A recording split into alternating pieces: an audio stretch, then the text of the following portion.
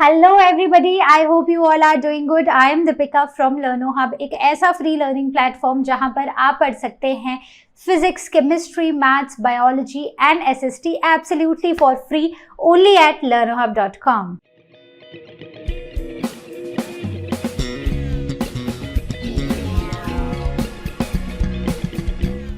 तो बच्चों, आज हम डिस्कस करेंगे रेस्पिरेशन के बारे में from the chapter photosynthesis and respiration.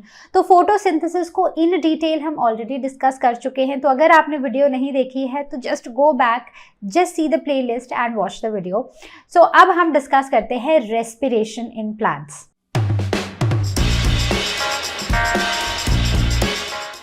Plants के अंदर जितने भी प्रोसेसेस होते हैं जिन्हें हम बुलाते हैं लाइफ प्रोसेसेस, कुछ ऐसे प्रोसेसेस जो प्लांट्स को जीने में हेल्प करते हैं, तो उन्हें हम बुलाते हैं लाइफ प्रोसेसेस। तो जितने भी प्रोसेसेस प्लांट्स में हो रहे हैं, तो थोड़ा सा रिकॉल करते हैं कि कौन कौन से प्रोसेसेस अभी तक हमने पढ़े हैं। तो इसी चैप्टर में हमने एक प्रोसेस पढ़ा है फोटोसिंथेसिस, राइट। वैसे ही और कौन से प्रोसेसेस हैं?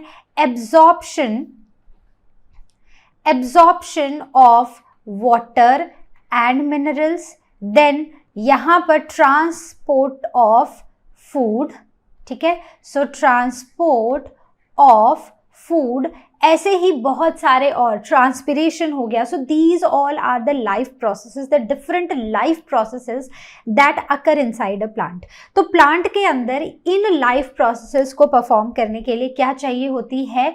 बहुत सारी एनर्जी, एक कांस्टेंट सप्लाई ऑफ एनर्जी। जैसे अगर हम अपनी बात करें, मान लो 2 दिन से आपने खाना नहीं खाया है और आज आपको बोल दिया जाए कि 5 किलोमीटर दौड़ कर आओ, मैराथन है, 5 किलोमीटर्स है, भाग के आओ। क्या आप भाग पाओगे? नहीं भाग पाओगे। क्या आपकी बॉडी नॉर्मली फंक्शन कर पाएगी? नहीं कर पाएगी। क्यों नहीं कर पाएगी? क्योंकि आपकी बॉडी को एनर्जी ही नहीं मिलेगी। एनर्जी कहाँ से आती है? खाने से आती है, ठीक है। तो अगर आपने खाना नहीं खाया तो एनर्जी भी नहीं आएगी। तो प्लांट्स में भी सेम ही होता है। प्लांट्स को भी अगर कोई भी काम करना है तो प्लांट्स को चाहिए बहुत सारी energy and that too a constant supply of energy, ठीक है। तो जितने भी लिविंग ऑर्गेनिजम्स हैं, जितने भी लिविंग ऑर्गेनिजम्स, ठीक है, लिविंग जो जिंदा है, वो सारे अपने लिए एनर्जी ऑब्टेन करते हैं by the process called as respiration. तो रेस्पिरेशन एक ऐसा प्रोसेस है जिसमें ग्लूकोज को ब्रेक किया जाता है और इसको ब्रेक करने से बहुत सारी एनर्जी को लिबरेट किया जाता है, मतलब बहुत सारी एनर्जी रिलीज होती है। तो खाना, ग्लूकोज मतलब खाना, खाना कहाँ बन रहा है? फोटोसिंथेसिस, याद है? तो फोटोसिंथेसिस के एंड प्रोडक्ट्स क्या थे? ग्लूकोज था और ऑक्सीजन था, ठीक है। तो ऑक्सीजन प्लांट से बाहर निकल रही थी और ग्लूकोज फूड मतलब प्लांट के अंदर किसी ना किसी फॉर्म में स्टोर हो रहा था। स्टोर किस फॉर्म में हो रहा था? स्टार्च की फॉर्म में, ठीक है। और जब ये ट्रांसपोर्ट हो रहा था, ये रिकॉल है हमारा, ठीक है। तो जब ट्रांसपोर्ट हो रहा था तो वो एक सॉल्यूशन की फॉर्म में हो रहा था। कौन सा solution? That was sucrose solution. तो यहाँ पर ये रेस्पिरेशन एक ऐसा प्रोसेस है जिसमें इसी ग्लूकोज को ब्रेक करके इसमें से एनर्जी एक्सट्रैक्ट की जाती है। अब क्वेश्चन ये आता है कि जो एनर्जी निकली है, ठीक है, जो एनर्जी लिबरेट हुई है ग्लूकोज को ब्रेक करने से, वो एनर्जी किस फॉर्म में है? So that energy is released in form of heat, ठीक है, बहुत कम, and maximum energy is released in form of a chemical energy that is ATP. तो एटीपी क्या है? ATP is a chemical energy, chemical form of energy, right. तो ATP that is adenosine triphosphate, तो इस फॉर्म में maximum energy release होती है in plants during the process of respiration. तो होता क्या है कि ग्लूकोज तो बना ही है लीव्स में, अब इन्होंने ऑक्सीजन तो एज अ बाय प्रोडक्ट भेज दिया था फोटोसिंथेसिस से। अब यही ऑक्सीजन जो है ये वापस से एब्जॉर्ब करते हैं और यहाँ पर इस ऑक्सीजन को एब्जॉर्ब करके ग्लूकोज को ब्रेक करते हैं और यहाँ से खूब सारी एनर्जी निकलती है और काफ़ी सारे बाय प्रोडक्ट्स भी निकलते हैं, ठीक है। तो इतना समझ आ गया है। अब the question is the types of respiration. अब रेस्पिरेशन ना दो तरह की होती है, दो मेन तरह की। पहली है एरोबिक रेस्पिरेशन, ठीक है, दूसरी है एनएरोबिक रेस्पिरेशन। एरोबिक, ठीक है, एयर मतलब we are talking about air, air में क्या है, ऑक्सीजन है। तो this type of respiration utilizes oxygen, right? And in case of anaerobic respiration, the organisms do not use oxygen. किसके लिए? For the process of respiration, ठीक है। तो there are two types of respiration, कौन कौन सी हैं? aerobic and anaerobic। aerobic air, तो air का यूज करके वो एनर्जी लिबरेट कर रहे हैं ग्लूकोज से। एनारोबिक मतलब एयर का यूज नहीं कर रहे हैं, तो बिना एयर का यूज करे, बिना ऑक्सीजन का यूज करे यहाँ पर एनर्जी लिबरेट हो रही है, एनर्जी रिलीज हो रही है फ्रॉम ग्लूकोज। बात समझ आ गई? दोनों चीजें समझ आई है ना। अब हम आगे बढ़ते हैं जहां पर दोनों के रिएक्शंस को थोड़ा सा डिस्कस करेंगे। Aerobic respiration where oxygen is playing a very important role. तो यहाँ पर ग्लूकोज का ब्रेकडाउन होता है in the presence of oxygen, और कुछ एंजाइम्स भी यूज होते हैं। ये जो एंजाइम्स होते हैं ना, बेसिकली एंजाइम्स का काम होता है किसी भी रिएक्शन को स्पीड अप करना, कि अब ग्लूकोज ब्रेकडाउन हो रहा है तो उसको ब्रेक कराना, ठीक है, उसको फास्टर ब्रेकडाउन कराना। तो यहाँ पर कुछ एंजाइम्स का यूज करके ये जो ग्लूकोज है ये कार्बन डाइऑक्साइड प्लस वाटर में कन्वर्ट हो जाता है, और यहाँ से बहुत सारी एनर्जी निकलती है। और कितनी एनर्जी निकलती है, you just remember these numbers, ठीक है। तो यहाँ पर 38 ATP मॉलिक्यूल्स रिलीज होते हैं। When we will go to our higher classes, तो वहाँ पर ना कहाँ कहाँ कैसे कैसे ये 38 ATP मॉलिक्यूल्स बनते हैं, तो वो हर एक स्टेप हम हर एक प्रोसेस पढ़ते हैं। लेकिन यहाँ पर आपको सिर्फ ये याद रखना है कि एरोबिक रेस्पिरेशन में 38 ATP मॉलिक्यूल्स रिलीज होते हैं। बात समझ आ गई? ओके, तो यहाँ पर क्या हुआ, एरोबिक रेस्पिरेशन था तो ऑक्सीजन एब्जॉर्ब हुई, ग्लूकोज ब्रेक हुआ, और यहाँ पर 38 ATP मॉलिक्यूल्स रिलीज हुए, प्लस कार्बन डाइऑक्साइड और वाटर भी रिलीज हुआ। तो यहाँ पर एक तरह से क्या होता है, यहाँ पर कंप्लीट ब्रेकडाउन ऑफ ग्लूकोज होता है, ठीक है। तो most living organisms extract their energy from aerobic respiration, ठीक है। इतनी बात समझ आ गई। अब हम आगे बढ़ते हैं एनारोबिक की तरफ। तो अगर आप एनारोबिक रेस्पिरेशन देखो ना, तो इसमें ऑक्सीजन का यूज नहीं होता है, यहाँ पर ग्लूकोज है। ग्लूकोज के ऊपर कुछ एंजाइम्स एक्ट करते हैं, दिस इज एनएरोबिक, मतलब यहाँ पर ऑक्सीजन का यूज नहीं होगा। तो ग्लूकोज के ऊपर एंजाइम्स एक्ट करेंगे, और एंजाइम से यहाँ पर ग्लूकोज ब्रेक होगा इनटू इथेनॉल, कार्बन डाइऑक्साइड, और एनर्जी यहाँ पर भी लिबरेट होगी, लेकिन थोड़ी कम। कितनी कम? जस्ट लेस 2 ATP, सिर्फ 2 ATP कम होंगे। तो एरोबिक में 38 ATP मॉलिक्यूल्स थे और एनारोबिक में 36 ATP मॉलिक्यूल्स हैं। और यहाँ पर इनकम्प्लीट, या फिर we can write partial breakdown of glucose will occur, right. तो यहां पर बना ethanol, carbon dioxide and energy is release. कितनी एनर्जी? 36 ATP मॉलिक्यूल्स। तो ये हमें कहां पर देखने को मिलता है? मोस्टली जो बैक्टीरिया है, मोस्ट बैक्टीरिया में आपको एनारोबिक रेस्पिरेशन ही दिखाई देगी। वैसे ही हमारी इंटेस्टाइन में रहने वाले पैरासाइट्स में भी आपको एरोबिक रेस्पिरेशन ही मिलेगी। वैसे ही ईस्ट में भी हमें एनारोबिक रेस्पिरेशन ही मिलेगी। So these are the examples of the sites where anaerobic respiration takes place, ठीक है। तो एक बार सम अप करें, एक बार एक तरह से डिफरेंस समझने की कोशिश करें फिर से। तो एरोबिक और एनारोबिक रेस्पिरेशन, एरोबिक रेस्पिरेशन जहां पर ऑक्सीजन का यूज होता है to break down oxygen glucose and liberate energy from glucose.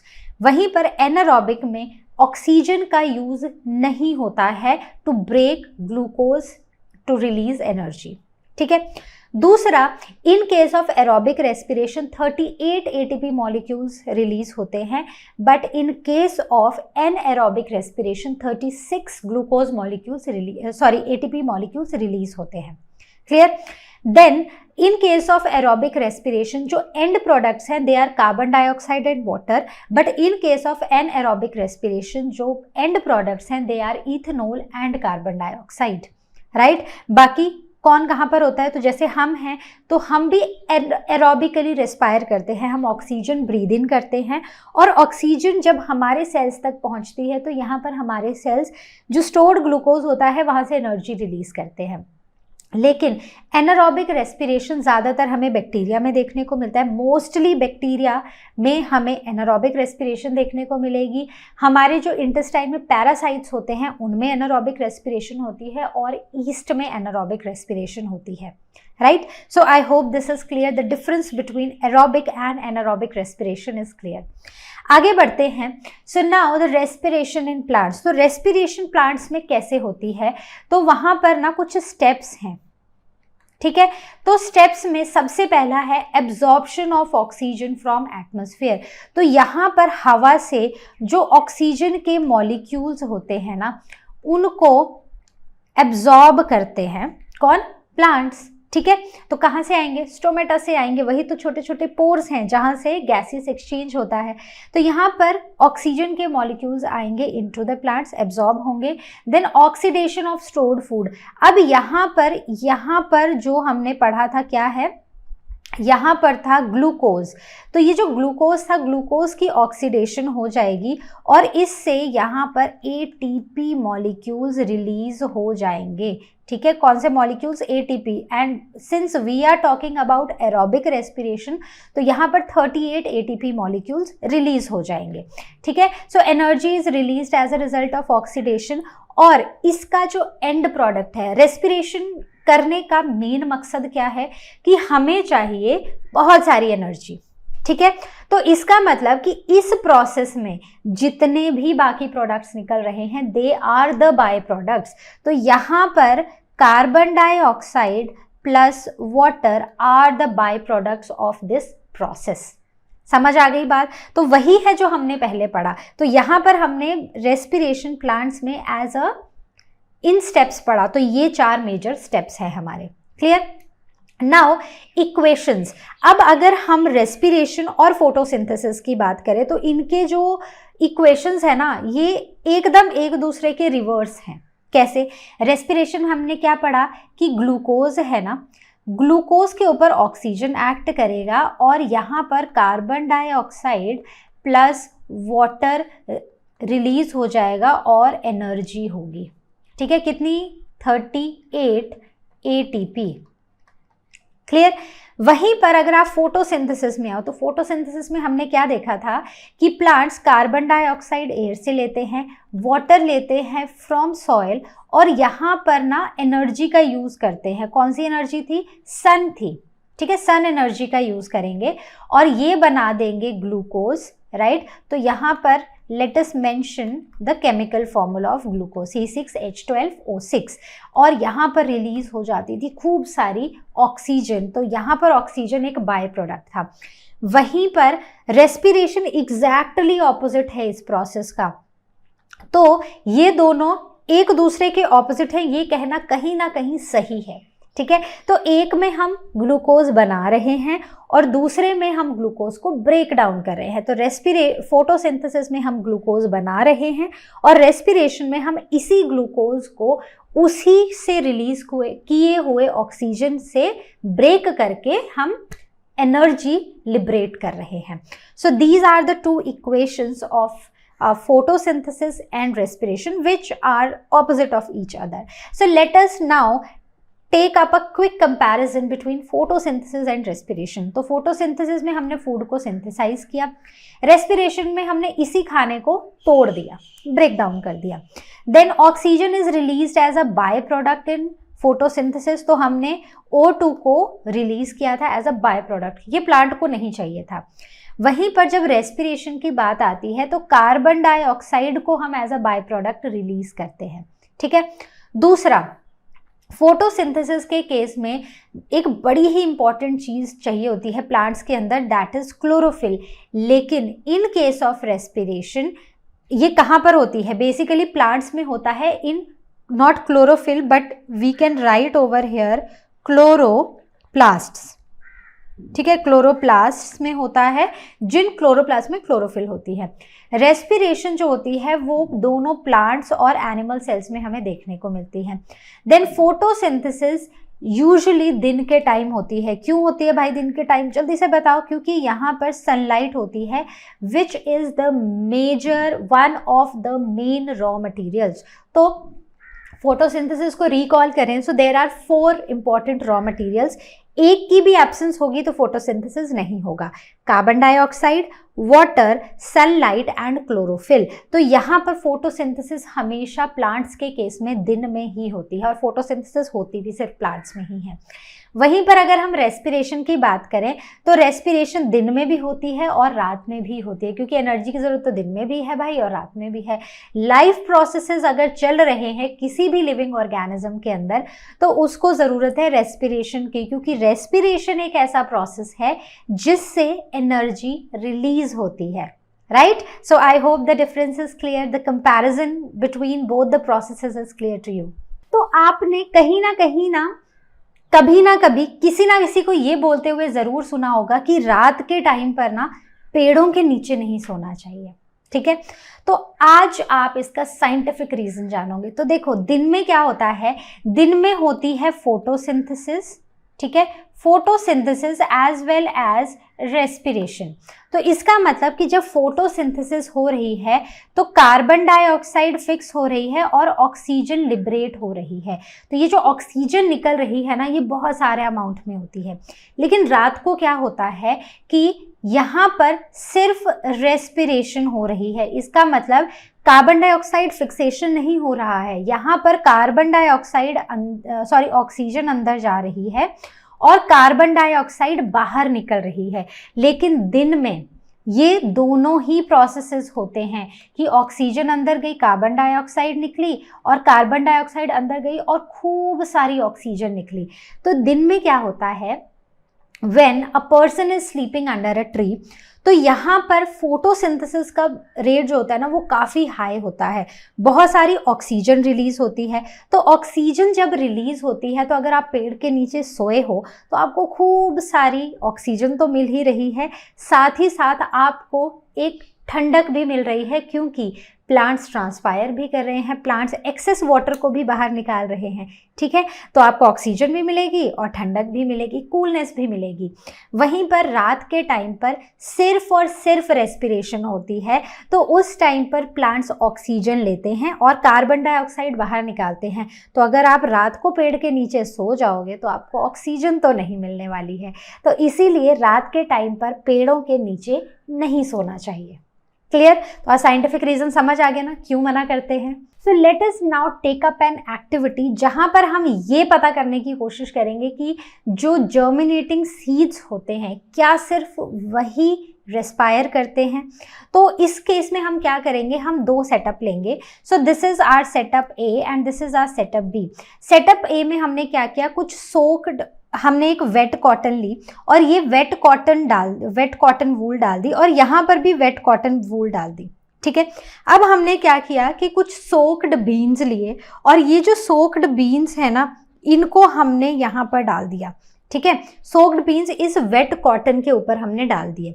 दूसरे में हमने क्या किया, बॉइल्ड सीड्स लिए और जब हमने इनको बॉयल कर दिया है, now they are the dead seeds.